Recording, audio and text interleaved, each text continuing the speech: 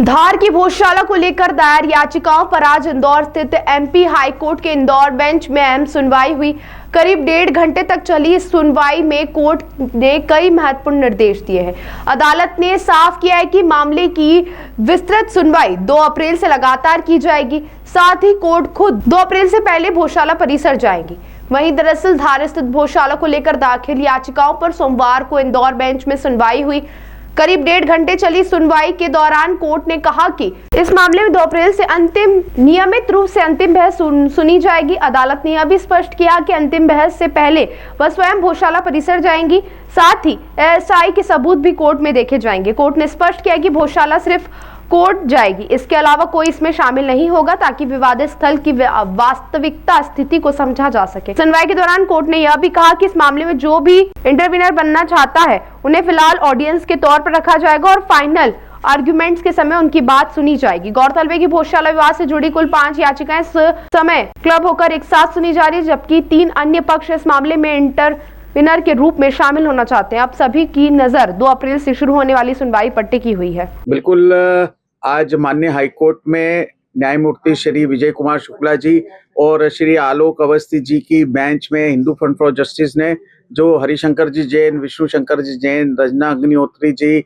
और विनय जोशी जी के साथ मिलकर ये याचिका लगा रखी है। इसमें भोजशाला मामले में आज सुनवाई हुई है और पूरे ही प्रकरण में सबसे सुखद समाचार यह निकल के आया है कि माननीय दोनों न्यायाधीश ही भोजशाला मां सरस्वती के मंदिर पधारेंगे।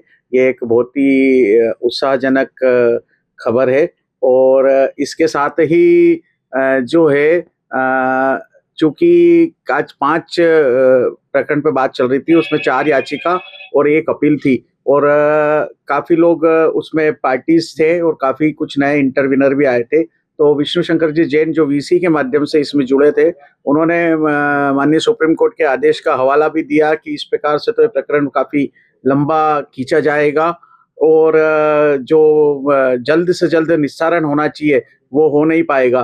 तो और सभी जितने भी अन्य याचिकाकर्ताओं के अभिभाषक गण थे उन्होंने भी यही पक्ष रखा। तो माननीय हाईकोर्ट ने यह निर्देश दिया है कि 2 अप्रैल से इसकी लगातार सुनवाई होगी, शीघ्र सुनवाई होगी, जिसमें पहला याचिकाकर्ताओं को अवसर देंगे, फिर प्रतिवादियों को अवसर देंगे। और चूंकि पब्लिक इंटरेस्ट का मामला है इसलिए हर किसी व्यक्ति को इसमें अपनी बात अभी तक कहने का अधिकार था, तो उन सबसे उनकी आवेदन ले लिए गए हैं, जिन्हें की मौका सुनवाई के समय दिया जाएगा। आज कुछ टिप्पणी हुई किसी मामले में, कुछ कहा कोर्ट ने इसमें विशेष याचिका को लेकर? बिल्कुल, काफी सारी मैंने आपको बताया ना कि एक तो जो है वो रीट अपील थी और बाकी 4 थे। तो वो लगभग 1 घंटे से 1.5 घंटे तक पूरे एक पॉइंट वाइज जो है और एक याचिका पर उसमें बात हुई। जो इंटरवीनर हो रहे थे उनने बात की। मुस्लिम समाज ने जो आपत्तियां ली थी सर्वे रिपोर्ट के ऊपर, उस पर भी बात हुई और जितने भी हुए तो सभी पे माननीय हाईकोर्ट ने बड़े ही शांतिपूर्वक उस पे विचार विमर्श किया है और सभी को मौका दिया है, क्योंकि न्याय का सिद्धांत है, सबको मौका मिलेगा तो सब अपनी अपनी बात कह सकते हैं और सुनवाई में उनको सबको अवसर मिलेगा।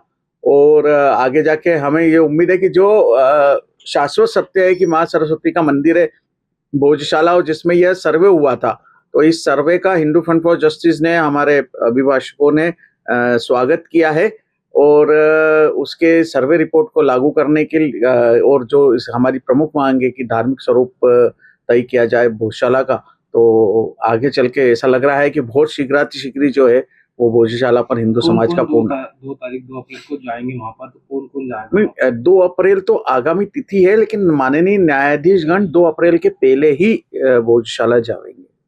आपका शुभ नाम?